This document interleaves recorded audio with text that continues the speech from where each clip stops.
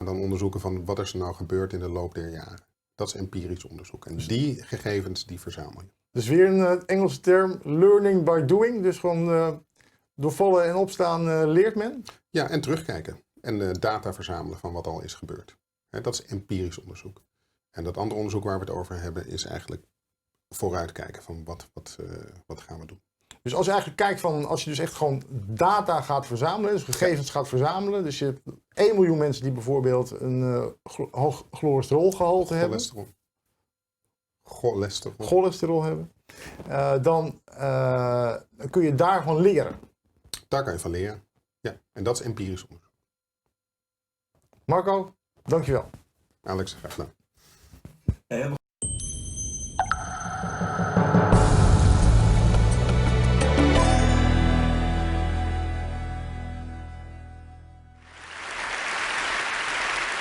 So, I'm a doctor, but I kind of slipped sideways into research, and now I'm an epidemiologist. And nobody really knows what epidemiology is. Epidemiology is the science of how we know in the real world if something is good for you or bad for you. And it's best understood, through example, as the science of those crazy, wacky newspaper headlines. And these are just some of the examples.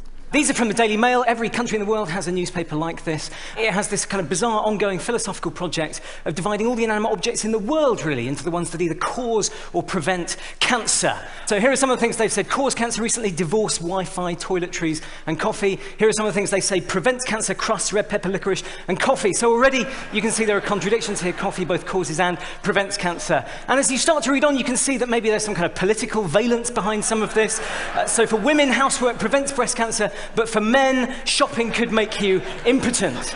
So we know that we need to start unpicking the science behind this. And what I hope to show is that unpicking dodgy claims, unpicking the evidence behind dodgy claims, isn't a kind of nasty carping activity. It's socially useful, but it's also a kind of an extremely valuable explanatory tool, because real science is all about critically appraising the evidence for somebody else's position. That's what happens in academic journals. That's what happens at academic conferences. The Q&A session after a postdoc presents data is often a bloodbath, and nobody minds that. We actively welcome it. It's like a kind of consenting intellectual S&M activity.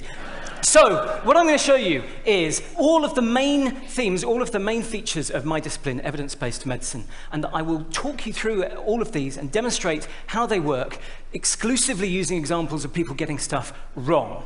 So, we'll start with the absolute weakest form of evidence known to man, and that is authority. In science, we don't care how many letters you have after your name. In science, we want to know what your reasons are for believing something. How do you know that something is good for us or bad for us? But we're also unimpressed by authority because it's so easy to contrive. This is somebody called Dr. Gillian McKeith, PhD, or to give her full medical title, Gillian McKeith. Again,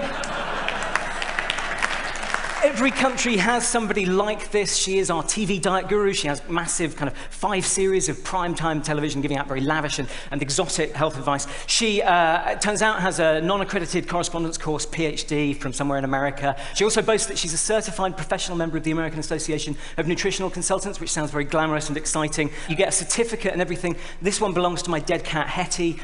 She was a horrible cat. You just go to the website, fill out the form, give them $60, and it arrives in the post. Now, that's not the only reason that we think this person is an idiot. She also goes on and says things like you should eat lots of dark green leaves because they contain lots of chlorophyll and that will really oxygenate your blood. And anybody who's done school biology remembers that chlorophyll in chloroplasts only makes oxygen in sunlight, and it's quite dark in your bowels after you've eaten spinach. Next.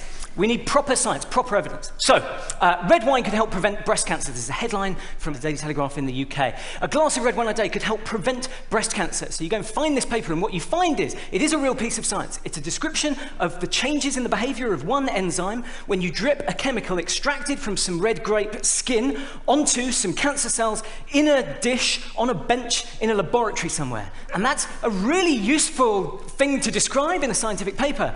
But on the question of your own personal risk of getting breast cancer if you drink red wine, it tells you absolutely bugger all, okay? Actually, it turns out that your risk of breast cancer actually increases slightly with every amount of alcohol that you drink. So, what we want is studies in real human people. And here's another example. This is from Britain's leading diet nutritionist in the Daily Mirror, which is our second biggest selling newspaper. An Australian study in 2001 found that olive oil in combination with fruits, vegetables and pulses offers measurable protection against skin wrinkling. So then they give the advice, if you eat olive oil and vegetables, you'll have fewer skin wrinkles. And they very helpfully tell you how to find the paper. So you go and find the paper. And what you find is an observational study, right? Obviously, nobody has ever been able to go back to like 1930, get all of the people born in one maternity unit, and half of them eat lots of fruit and veg and olive oil, and then half of them eat McDonald's, and then we see how many wrinkles you've got later. You have to take a snapshot of how people are now. And what you find is, of course, people who eat fruit and veg and olive oil have fewer skin wrinkles. But that's because people who eat fruit and veg and olive oil, they're freaks, okay? They're not normal. They're like you. They come to events like this, right? They are posh, they're wealthy, they're less likely to have outdoor jobs, they're less likely to do manual labor, they have better social support, they're less likely to smoke. So for a whole host of fascinating, interlocking social, political, and cultural reasons, they are less likely to have skin wrinkles. That doesn't mean that it's the vegetables or the olive oil. So, ideally what you want to do is a trial, and everybody thinks they're very familiar with the idea of a trial. Trials are very old. The first trial was in the Bible, Daniel 1:12. It's very straightforward. You take a bunch of people, you split them in half, you treat one group one way, you treat the other group the other way, and then a little while later you follow them up and see what happened to each of them. So I'm going to tell you about one trial, which is probably the most well-reported trial in the UK news media over the past decade.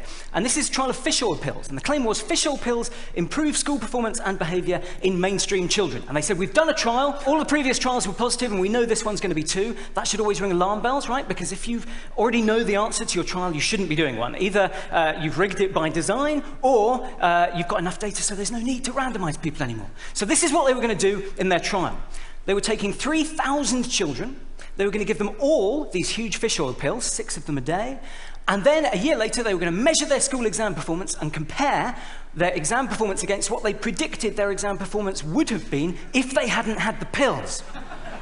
Now, can anybody spot a flaw in this design? And no professors of clinical trial methodology are allowed to answer this question. So there's no control. Okay, there's no control group, but that sounds really techy, right? That sounds really, no, that's a technical term. The kids got the pills and then their performance improved. What else could it possibly be if it wasn't the pills?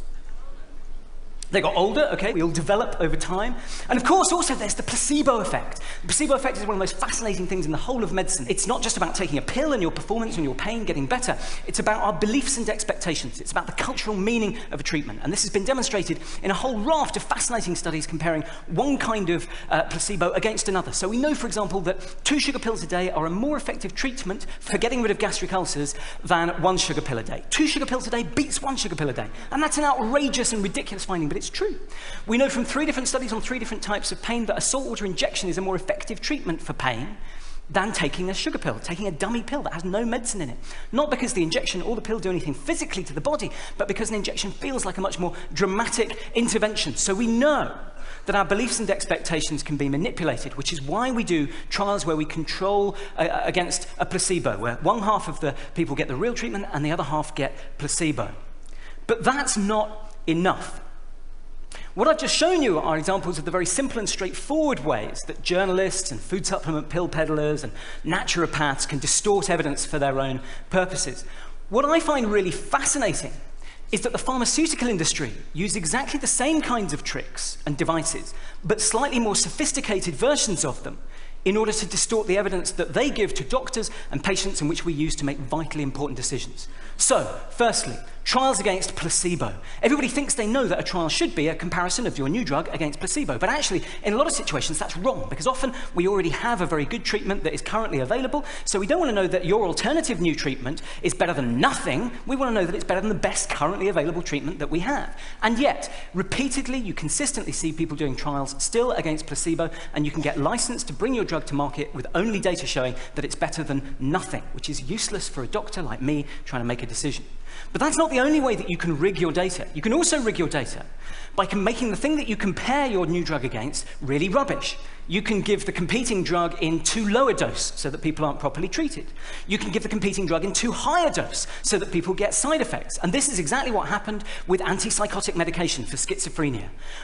20 years ago, a new generation of antipsychotic drugs were brought in, and the promise was that they would have fewer side effects. So people set about doing trials of these new drugs against the old drugs, but they gave the old drugs in ridiculously high doses, 20 milligrams a day of haloperidol.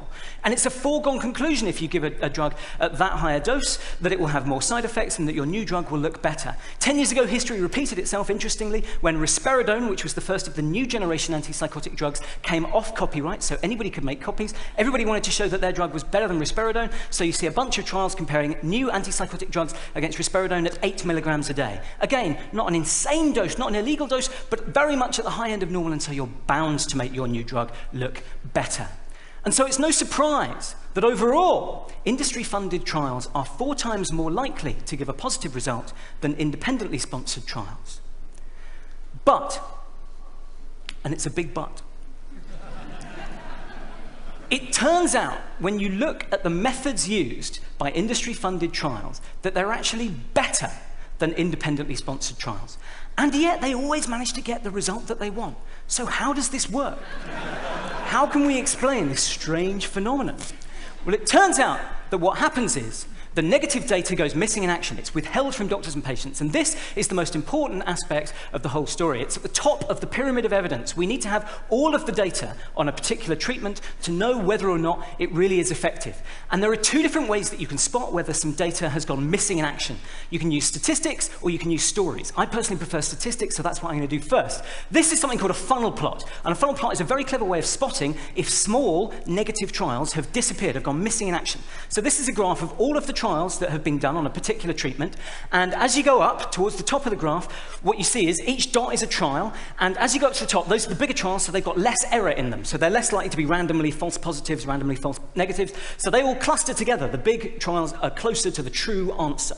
Then, as you go further down at the bottom, what you can see is, over on this side, spurious false negatives, and over on this side, the spurious false positives. If there is publication bias, if small negative trials have gone missing in action, you can see it on one of these graphs. So you can see here that the small negative trials that should be on the bottom left have disappeared. This is a graph demonstrating the presence of publication bias in studies of publication bias, and I think that's the funniest epidemiology joke that you will ever hear. That's how you can prove it statistically. But what about stories? Well, they're heinous. They really are. This is a drug called reboxetine, and this is a drug which I myself have prescribed to patients. And I'm a very nerdy doctor. I hope I go out of my way to try and read and understand all the literature. I read the trials on this. They were all positive. They were all well conducted. I found no flaw. Unfortunately, it turned out that many of these trials were withheld. In fact, 76% of all of the trials that were done on this drug were withheld from doctors and patients. Now, if you think about it, if I toss a coin 100 times and I'm allowed to withhold from you the answers half the times, then I can convince you that I have a coin with 2 heads, okay? If we remove half of the data, we can never know what the true effect size of these medicines is. And this is not an isolated story. Around half of all of the trial data on antidepressants has been withheld, but it goes way beyond that. The Nordic Cochrane Group were trying to get hold of the data on that to bring it all together. The Cochrane Groups are an international non-profit collaboration that produce systematic reviews of all of the data that has ever been shown, and they need to have access to all of the trial data. But the companies withheld that data from them, and so did the European Medicines Agency for 3 years. This is a problem that is currently lacking a solution. And to show how big it goes, this is a drug called Tamiflu, which governments around the world have spent billions and billions of dollars on. And they spend that money on the promise that this is a drug which will reduce the rate of complications with flu. We already have the data showing that it reduces the duration of your flu by a few hours, but I don't really care about that. Governments don't care about that. I'm very sorry if you have the flu. I know it's horrible, but we're not going to spend billions of dollars trying to reduce the duration of your flu symptoms by half a day. We prescribe these drugs, we stockpile them for emergencies on the understanding they will reduce the number of complications, which means pneumonia and which means death. The Infectious Diseases Cochrane Group, which are based in Italy, have been trying to get the full data in a usable form out of the drug company so that they can make a full decision about whether this drug is effective or not, and they've not been able to get that information. This is undoubtedly the single biggest ethical problem facing medicine today. We cannot make decisions in the absence of all of the information. So it's a little bit difficult from there to spin in some kind of positive conclusion. But I would say this. I think that sunlight is the best disinfectant. All of these things are happening in plain sight, and they're all protected by a kind of force field of tediousness. And I think with all of the problems in science, one of the best things that we can do is to lift up the lid, finger around at the mechanics, and peer in. Thank you very much.